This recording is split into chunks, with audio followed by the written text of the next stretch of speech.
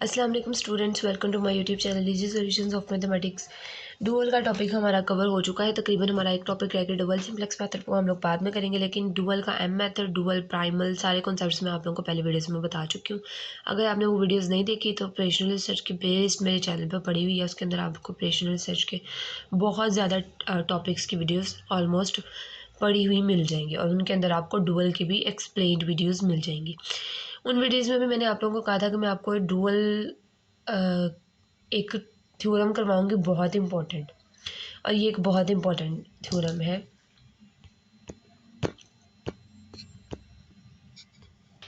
और इसकी इम्पोर्टेंस को थोड़ा सा हाईलाइट करने के लिए मैंने यहाँ पे भी इम्पोर्टेंट लिख दिया है। और ये बहुत इम्पोर्टेंट थ्योरम है डुअल के हवाले से, और ये अक्सर पेपर में आ जाता है। तो इसका स्टेटमेंट कुछ इस तरह से है कि dual of dual is primal, यानी अगर हम डुअल का डुअल लें तो वो क्या होती है, प्राइमल होती है। तो प्रूफ हम लोगों ने स्टार्ट करना है। Without any loss of generality we will restrict ourselves to primal LPs in standard form.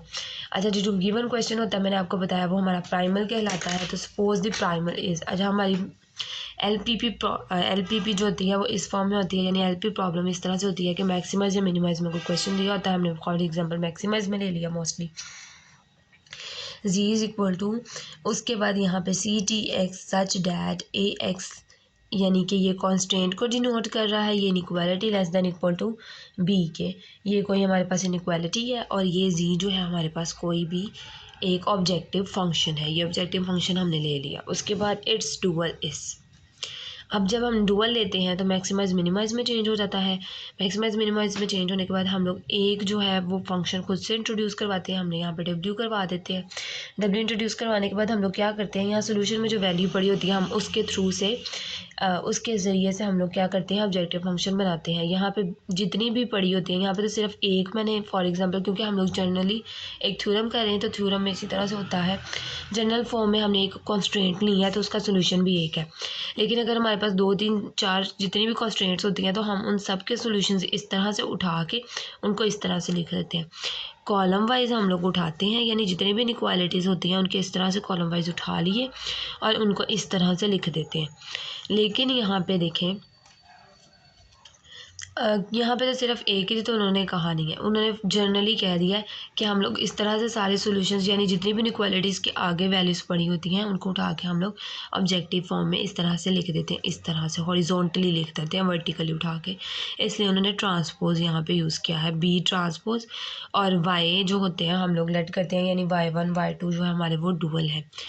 Y को हमने नया वेरिएबल यानी डुअल वेरिएबल कह लिया, ऑब्जेक्टिव फंक्शन भी नया बन गया, सच डैट करके हम लोग फिर क्या करते हैं, फिर हम लोग इस तरह से ही देखते हैं, फिर हम लोग वर्टिकली वैल्यूज उठाते हैं। पहले हम लोग x1 की वैल्यू उठाते हैं, फिर दूसरी कॉन्स्टेंट में से x1 की वैल्यू उठाते हैं, फिर तीसरी कॉन्स्टेंट में से x1 की वैल्यू उठाते हैं, और इस तरह से हम लोग ए वैल्यूज़ उठा लेते हैं। यहाँ पे भी उन्होंने जनरली ए को ही वो वैल्यूज़ कह दी हैं, क्योंकि हमारे पास सिर्फ ए ही है। तो सारे अगर ऑब्जेक्टिव फंक्शंस में हम वर्टिकली सारे x1 के कोफिशिएंट्स को उठा लें, हम लोग कोफिशिएंट से उठाते हैं ना सारी इनइक्वालिटीज़ में से, इस तरह से वर्टिकली x1 पहली इनइक्वालिटी में से x1 का कोफिशिएंट, दूसरी इनइक्वालिटी में से x1 का कोफिशिएंट, तो यहाँ पे तो सिर्फ बात ही x की हो रही है, तो वो भी हम लोग इस तरह से उठा के उनको इस तरह से लिख देते हैं।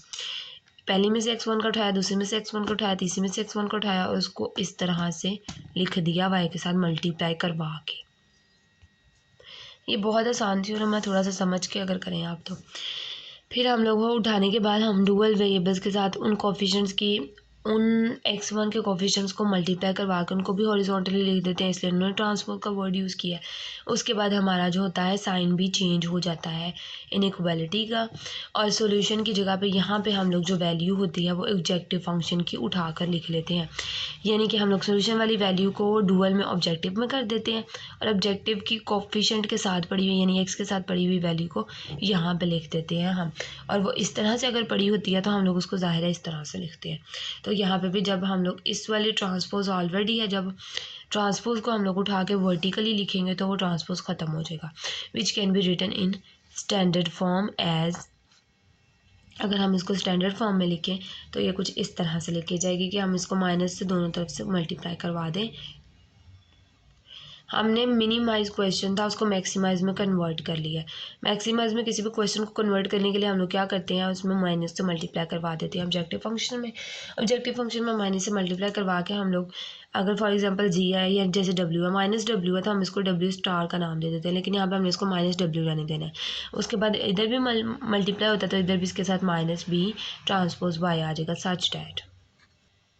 हमने यहाँ पे इनइक्वालिटी में भी माइनस से दोनों तरफ से मल्टीप्लाई करवा दिया और लेस देन इक्वल टू हो गया, यहाँ पे y greater than equal to 0, the dual of dual is therefore. Okay जी, अभी हमारे पास एक डुअल कंस्ट्रक्ट हो गया था। उस डुअल का हम लोगों ने नेक्स्ट उसका आगे से स्टैंडर्ड फॉर्म भी बना ली थी। अब नेक्स्ट हम लोगों ने इस डुअल का भी दोबारा डुअल बनाना है। जब इस डुअल का अब दोबारा डुअल बनेगा तो अगेन अब हमने क्वेश्चन को मैक्सिमाइजेशन टाइप में कर लिया था, ये मैक्सिमाइज था, अब इसका डुअल मिनिमाइज में बनेगा। उसके बाद जो हमारा जो ऑब्जेक्टिव फंक्शन में वैल्यू पड़ी होती है वो हमारी सोल्यूशन में चली जाती है। ये देखें जी, क्वेश्चन मैक्सिमाइज में बन गया था, अब हमने इसको मिनिमाइज में कर दिया। नया हमने कोई भी वेरिएबल ले लिया, कोई भी फंक्शन ले लिया, z is equal to solution में इनइक्वालिटी में जो सोल्यूशन के इस तरफ वैल्यू पड़ी होती है वो हमारी ऑब्जेक्टिव फंक्शन में चली जाती है उसका ट्रांसपोज होके।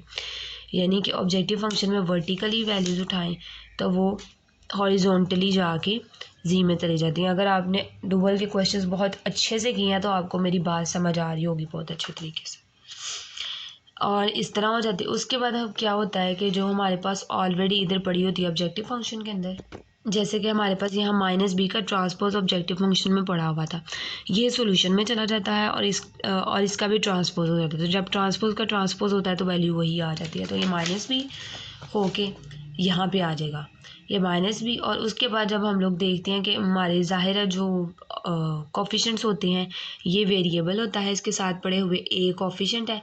जैसे मैंने आपको पहले समझाया था कि हम लोग इस तरह से जो हमारा गिवन एलपी यानी प्राइमल होता है प्रॉब्लम, उसमें हम इस तरह से x1 का कोफिशिएंट उठाया, x2 का उठाया, तीसरी इनइक्वालिटी में से x1 का उठा लिया, और इस तरह से हम 3-4 जितनी भी इनइक्वालिटीज़ होती हैं सब में से x1 के कोफिशिएंट्स को उठा के y से मल्टीप्लाई करवा के इस तरह से लिख देते हैं। तो हमने जब इसको माइनस ए का यानी कि ट्रांसपोज हो जाता है, उसके बाद जब हमने माइनस ए का ऑलरेडी ट्रांसपोज था, जब हमने इसका दोबारा डबल लिया तो इसका वो ट्रांसपोज हो जाएगा, X greater than equal to ये माइनस बी जो हमारा ऑब्जेक्टिव फंक्शन में पड़ा हुआ था वो यहाँ आ गया सोल्यूशन में, और यहाँ जो इनइक्वालिटी में पड़ा हुआ था हमारा ऑब्जेक्टिव फंक्शन में चला गया। यहाँ पे एक्स हमारा जो है उसको हमने दोबारा से डुअल का कंसीडर कर लिया, X greater than equal to 0 but this equivalent to. अब ये जो है ना हमारा ये इक्विवेलेंट है इसके, अब इसका जी का मॉड्यूल था, अब इसको ख़त्म किया जब हमने तो हमारा माइनस ख़त्म हो गया, सी ट्रांसपोज एक्स रह गया, such that.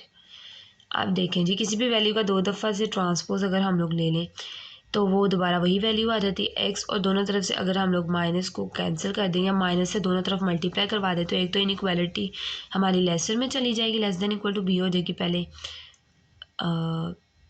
Sorry a x less than equal to b हो जाएगा, पहले a x greater than equal to b था, दोनों तरफ माइनस से मल्टीप्लाई करवा दिया, लेसर में चेंज हो गया। अब यानी इसको सिंप्लीफाई किया, सॉरी मिनिमाइज से मैक्सिमाइज में किया है इसको।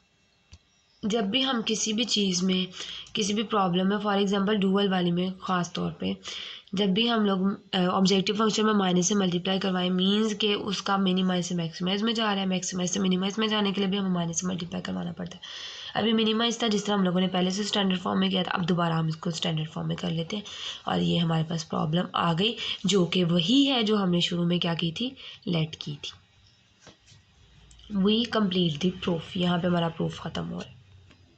ये प्रॉब्लम हमने लेट की थी स्टार्टिंग में, एंड पे भी हमारी यही आ गई है। पहले ये मैक्सिमाइज में थी, फिर हमने इसका डुअल लिया, ये मिनिमाइज में चलेगी, फिर हमने इसको स्टैंडर्ड फॉर्म में कन्वर्ट कर दिया, यानी कि मिनिमाइज को मैक्सिमाइज में चेंज कर दिया, स्टैंडर्ड फॉर्म में हो गई। अगेन जब हमने उसका डुअल लिया यानी ये डुअल बन गया था, जब हमने दोबारा इसका डुअल लिया तो वो हमारा क्या हो गया, दोबारा से यही वाली जो प्रॉब्लम है वो गिवन आ गया। उम्मीद है आप लोगों को समझ आई होगी। स्टिल कोई क्वेश्चन आप कमेंट सेक्शन में मुझसे पूछ सकते हैं, कोई बात समझ नहीं आ रही है, मेरी वीडियोस पसंद आती हैं प्लीज़ अपने फ्रेंड्स के साथ इनको शेयर किया करें इन वीडियोस को, और मुझे सपोर्ट करें, मेरे चैनल को सब्सक्राइब करें और मेरी वीडियो को लाइक ज़रूर किया करें। Thank you so much.